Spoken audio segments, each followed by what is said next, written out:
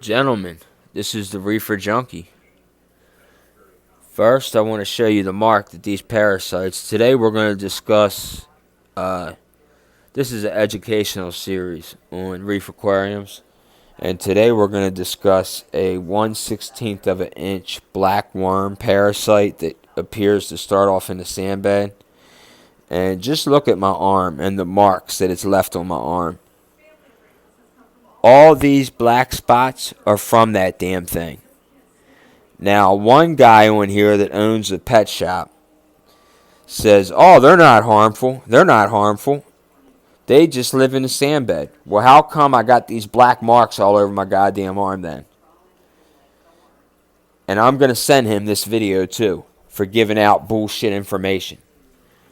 Now, my buddy and me agree that this is a type of flatworm. I see it in message boards all the time. A picture of this worm and people saying, "What do I do about it? What do I do about it?" Please don't let it just go like I did. I took that guy's word and let it go. And what it did was it pretty much overran my tank. I get the numbers down. I do a water change weekly because there's no protein skimmer on this little cube. No protein skimmer, no fancy equipment. I do a water change every Saturday, and it keeps up the alkalinity, calcium. My nitrates are basically at zero. My phosphates are low. Now, this pavona is a perfect example. The white spots on this pavona all have a black parasite hooked to it. This is what we're dealing with, gentlemen. All right? Now, let me get a good shot of these alone because they change form. They started off as these thin white worms that you see on here, and then they end up in a ball.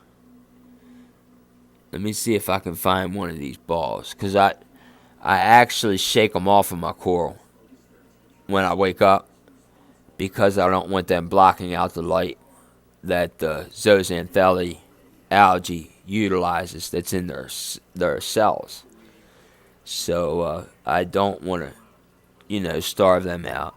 Here's my leather coral, little Dicky, and as you can see, he's shedding up top. So these leathers spend half their life inside their little shelter because they shed so damn much. Now, this leather here is about 15 years old, probably, maybe 20 years old. It was much bigger.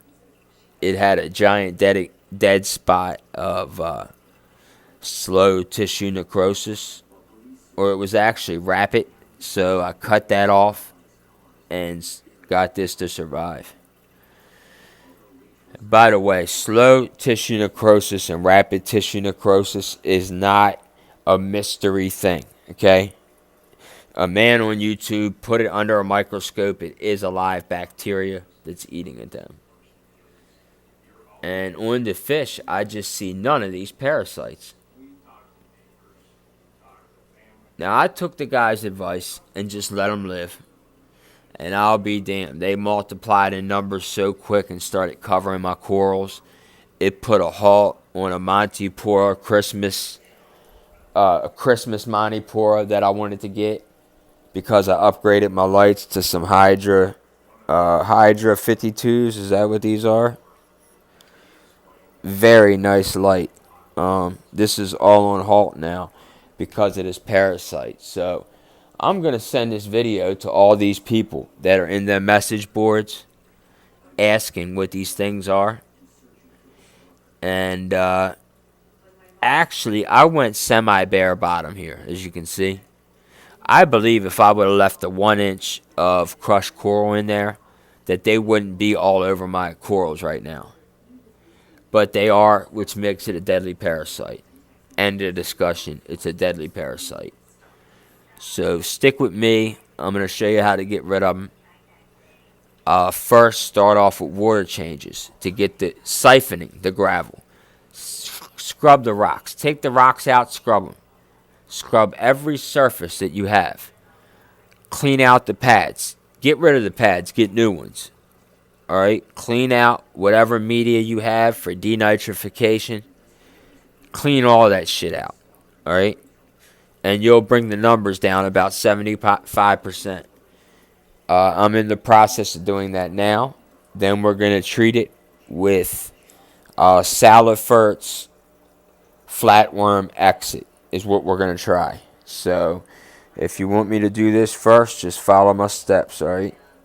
And that's the whole point of my video. But also, be careful handling things with these parasites, because these marks on me are kind of like tattoo marks. I mean, I really had to scrub my arm to get these off. So it really makes me wonder if these parasites can be transferred over to humans. And man, I love that algae right there. That macro beaded type algae. I really don't know the name of it. But my Duncan is getting thinner. His tentacles are a lot thinner since these worms appeared.